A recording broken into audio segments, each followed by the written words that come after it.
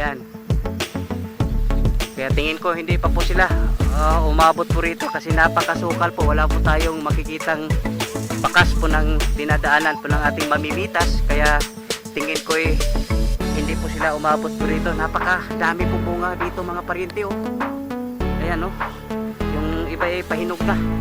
Sobrang dami yung pong bunga. Ayan oh. Mayroon na nangihinog po rito. Ayan. Napakahitik ng bunga ng ating kalamansi po mga paryente. Yan, tutuloy pa ba tayo rito? Napakasukal po at ito po palatandaan na yung ating mamimitas hindi po nakarating po rito kasi wala pong bakas na dinadaanan po nila. Kaya napakarami po yung bunga po ng ating kalamansi mga paryente oh. At pakiramdam ko papasok na po yung tag-init. Kaya medyo malaking tulong po yung ating gagawin na yung tubig lagon mga paryente kasi pag papasok na yung tag-init medyo hirap na tayo sa tubig. Yun na lang gagamitin po natin yung tubig lagon.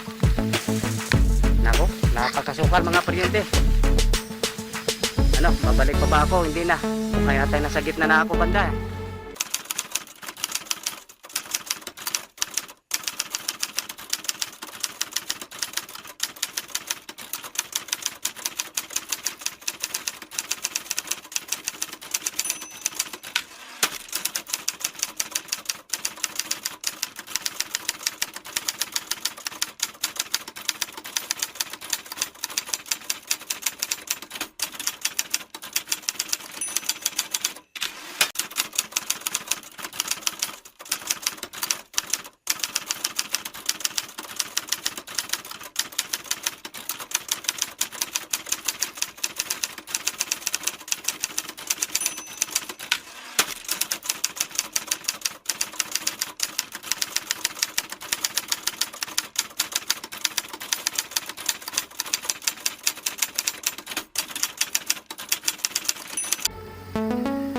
Yan mga paryente, isang maambon na umaga.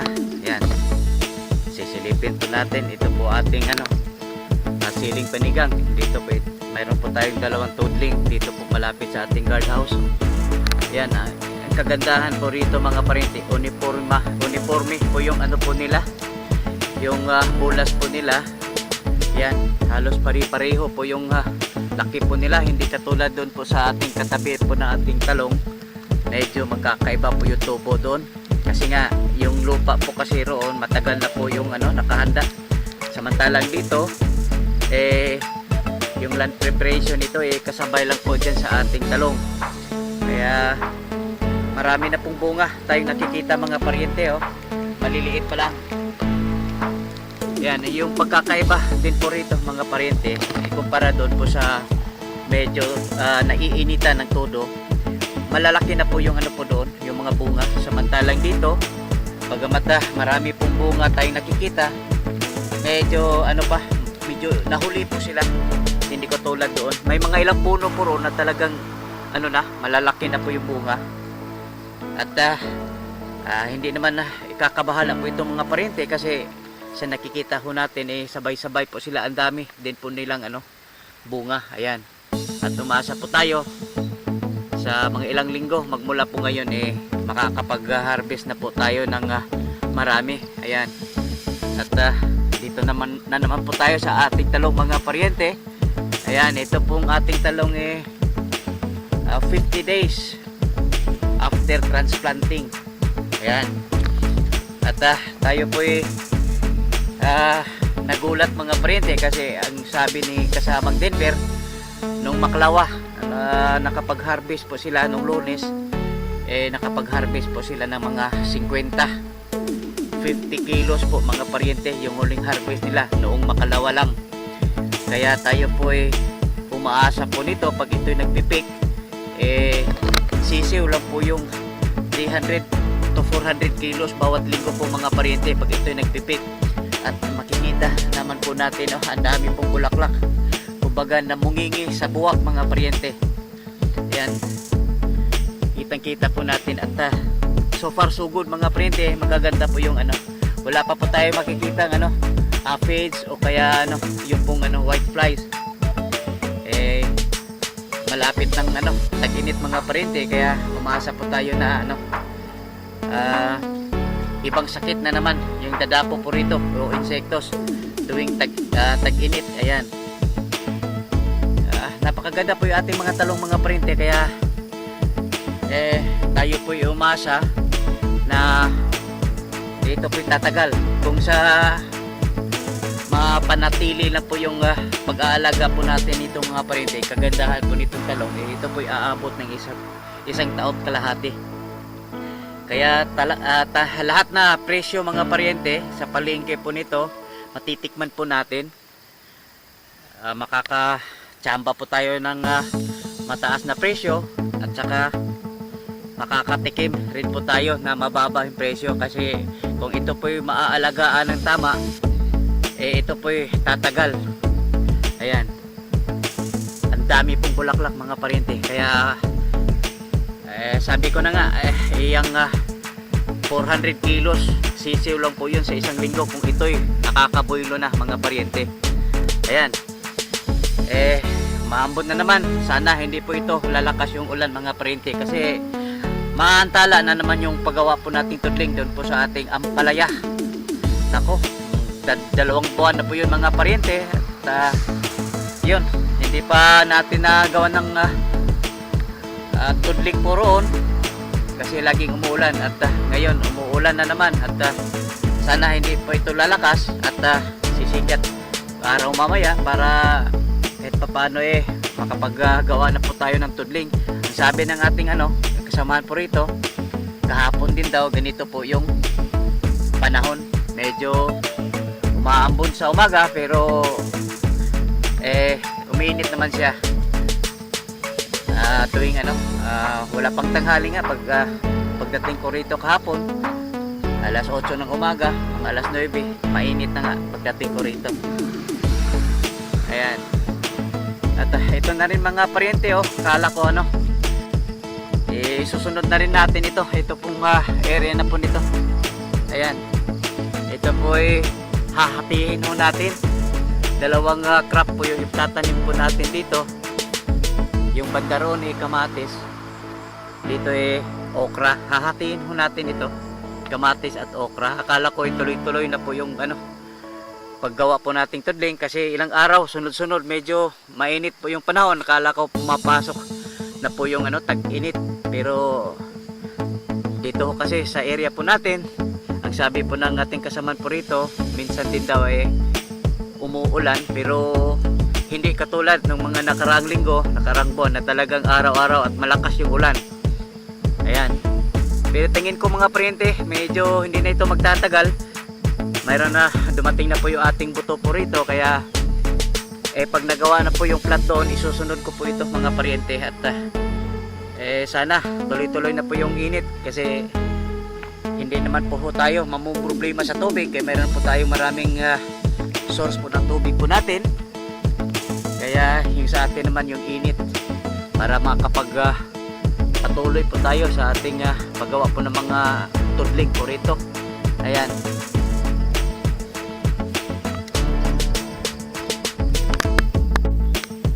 yan mga parente, update po tayo dito po sa ating mini lagoon, kasi pinapagawa na po natin ng yung pump house. Ayan, ito na po mga parente yung pump house. Medyo nilakihan natin ng konti mga parente, kasi makakako yung yung ating mabili na pump. Yung po bang may hihilahin mo, hindi yung disusi. Mahirap na pag sobrang liit, kasi yung instruction po nung araw nakatamtaman lang laki, 1 meter by 1 meter. At mahirap na pag yung pagpatakbo po ng pump na mabili po natin, yung pong yung may lubid na hinihila, yung pangpatakbo po niya, mahirap na pag sobrang liit yung ating pump house. Masagi po yung siko nila dito sa gilid, kaya medyo nilakihan natin ng konti. Hindi naman sobrang laki mga parente, katamtaman lang naman ito. Ayan. Yung ilalim po nito ay hollow block. Dalawa, tatlong piles lang hollow block. Ayan. Wala pa pong laman yung ating tubig lagon mga paryente. Ito po yung tubig ulan. Yung laman po nito. Hindi pa po tayo papapap-in po ng tubig dito habang pa. Kasi hindi pa naman kailangan pa ngayon kasi wala pa po tayong bomba. At saka yung uunahin natin yung ang palaya doon po sa unahan. Kasi malapit lang po doon sa bagsakan po ng ating tubig lagon. Yung pong ating taniman po ng ampalaya. Ayan.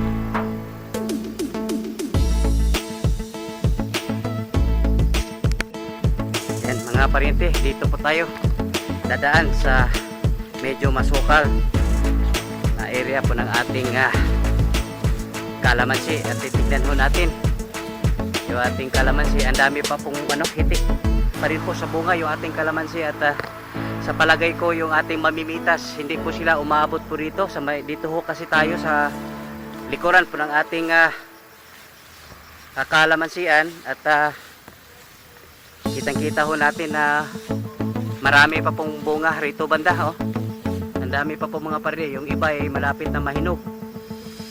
Ayan, kaya tingin ko hindi pa po sila umabot po rito kasi napakasukal po, wala po tayong makikitang bakas po ng dinadaanan po ng ating mamimitas, kaya tingin ko hindi po sila umabot po rito. Napakadami po bunga dito mga paryente ayan yung iba ay pahinog na, sobrang dami yung pong bunga.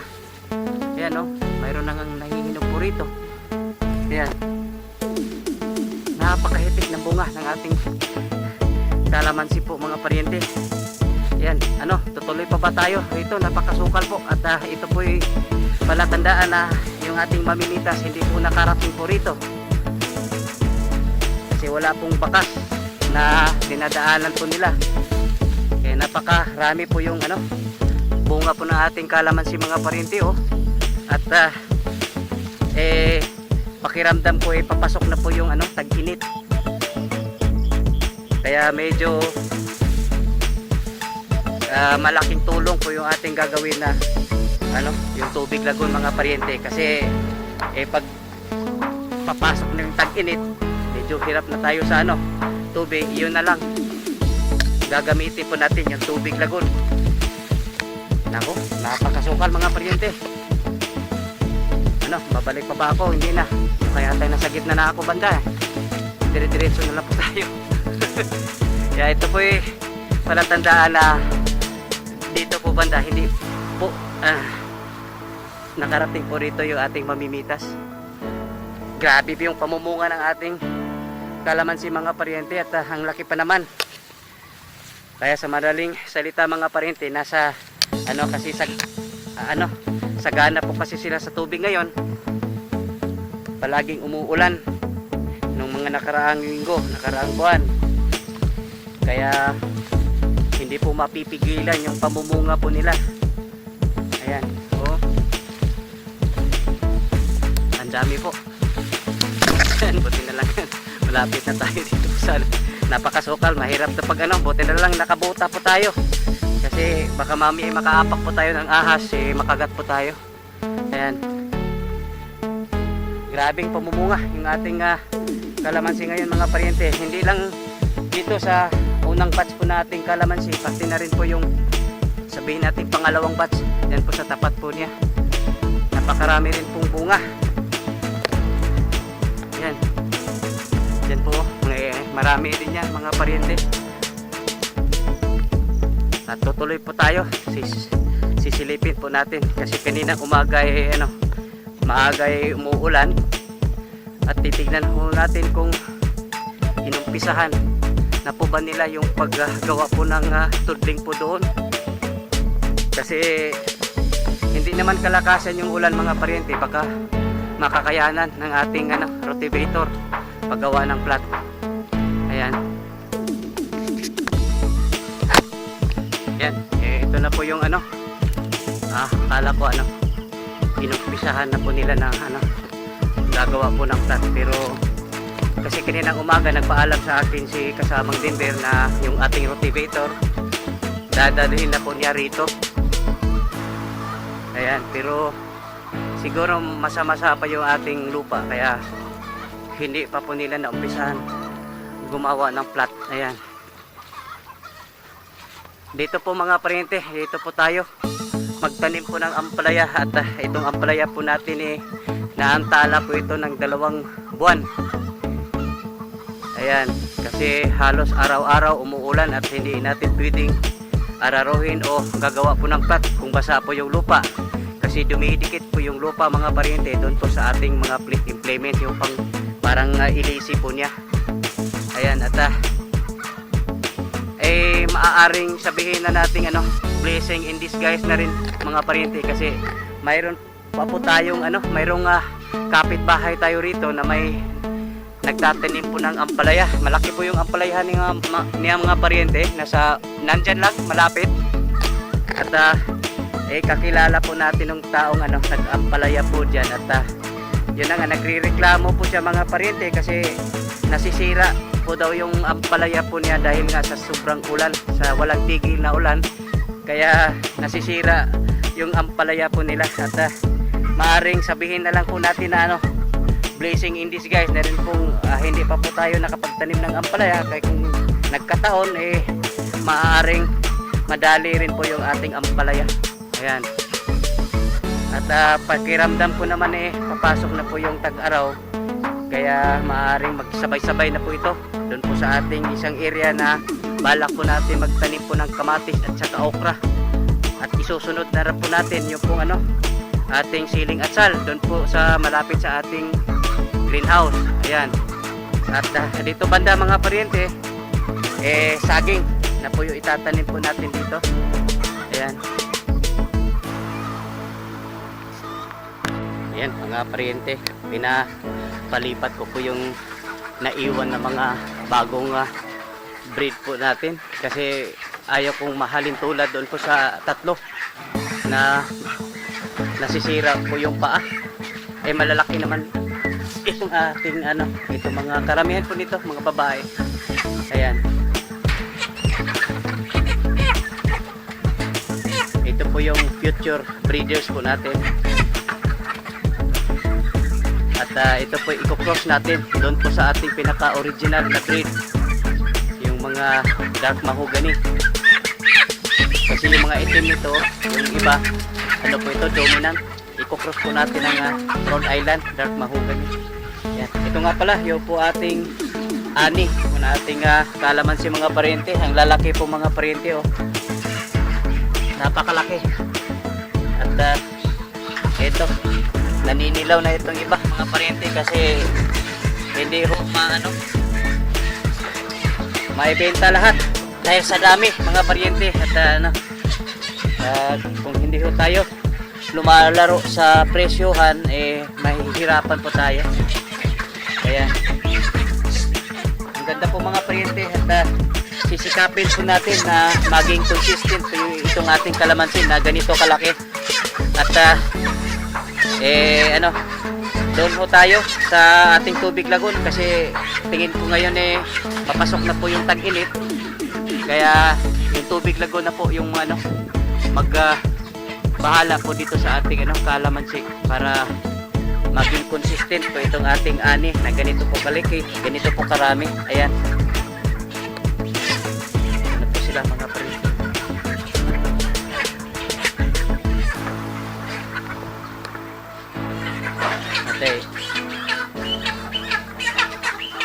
Mura din sa malipay ni sila dito ber. Adagko sila pero ato gyapon ni purgahon ber kay before nato ikuan kay kuan ra ba ni sila panglahotan ni nato. Mate mga kuno dark mahogany kuan. Dominant. Adi kani mga ito mga dominant din siya nya. Ako na bantayan kaning medyo dili kayo dark. Muna siyang sa klaseng dominant. Nagkuha mo kutag kuan ber Rhode Island gyapon. Din na kog Rhode Island. Ayan, ito po yung ating mga saging mga parente. Ayan. Gagmay magkuha na itong saging kuan. Agikuanan eh.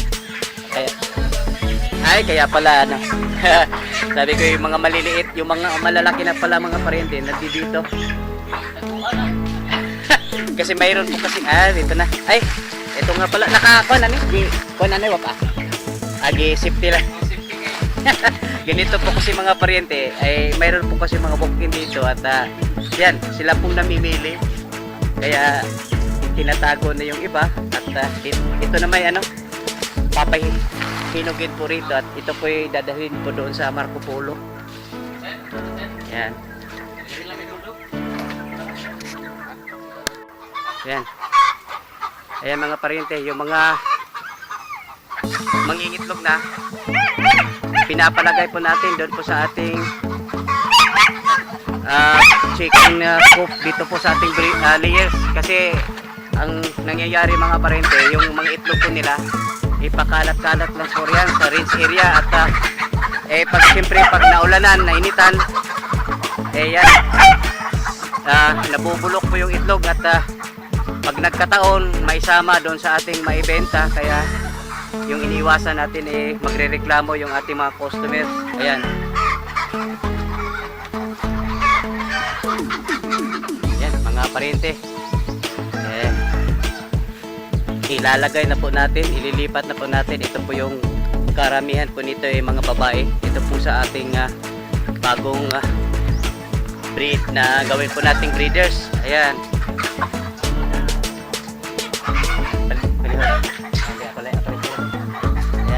Ito po yung tandaan po rito mga paryente. Ito po yung original po natin. Iwan po natin ito at puputulin po yun natin yung tahid po niya. Kita-kita yung tahid mga paryente. Napakahaba na po yung tahid po niya. Ganyan po siya kalaki mga paryente. Yan pong original na ano natin. Kinuha ko yung breed na yan sa may bandang Talisay. Yan. Iiwan natin yan. Yan i-cross po natin dito po sa ating mga bagong gawing breeders na mga babae. Ayan. Pati na rin po ito. Ito po yung mga ano po natin. Yung mga original po natin at iiwan po natin yan. Kanyo paputlan na itong tahod bir kay para buhon ug muri din na ito mga marso bir pwede na to siya. Pero putlan na itong tahodaan para mo pirtin ni ang manok sakitan man. Mura ko niktari ang haba mga parente Ang sa man yung orig pa nina to. Ay Kaya yung mga lahi po nito, yung original na lahi po natin mga parente, iwan po natin. Iko-cross po natin dito po sa ating mga bagong nabili na gawing breeders po natin. Ito po, medyo naninibago po sila rito mga parente at ayaw ko kasing mahalay tulad doon po sa nauna nating nilipan na tatlo, yung malalaki na. Nasisira pa yung mga paa doon. Ito malalaki naman po ito kaya pwede na po ito ililipat po rito. Ayan. Ito na po yung ito po yung line po nito ay dominant CZ. Ayan. At may halong Rhode Island red. Yung makikita ho natin yung mga mataas na klaseng Rhode Island mga parente kasi ano po siya? Dilaw po yung paa po niya. Yun ang naalala ko nung araw, yung mga talagang mga Rhode Island dilaw po yung yung paa. Ayan. At dito ay makapagpahinga na po sila rito dahil mahangin at saka malawak po yung gagalawan po nila. Ayan. At dito naman sa katabi nila isang bus lang po ito mga parente. Kasamahan po nila ito ito po yung nauna nating nilipat po rito. Ito po yung mga lalaki. At dito naman mga babae po ilalagay po natin dito. At ito namang mga lalaki po rito. Mamimili po tayo rito yung mga gandang itsura. At ayan po yung gawin po nating breeders. At i-cross po natin doon po sa ating mga matataas din na naiwan. Yung pong dating breed natin na makikita ho natin medyo matataas pa yung dugo po nila. Yun i-cross po natin dito sa ating mga bagong breed. Ayan, yung tatlo, nandito po yata yung tatlo. Medyo malalaki na kasi itong tatlo po rito. Ayan, malalaki. Iwan ko kung kakasta na po ito. Ayan. Ayan, at namimili po tayo doon po sa ating dating breed. Namimili po tayo ng magagandang babae. Yan po ipapares natin po dito sa mga bagong po natin, breed. Ay, Bir, nakuan man lagi ni Bir, nagsagol. Ha? Naon sa ni Bir? Ilang gituyo ni sagol? Ha? Nalimot lang yung sirado, oh. Ayan. Ang gaganda po mga parente. Ito po pinipili po natin. Ito po yung mga dating breed po natin na mga heritage. At yan po yung kinocross po natin dito po sa ating mga bago. Ito.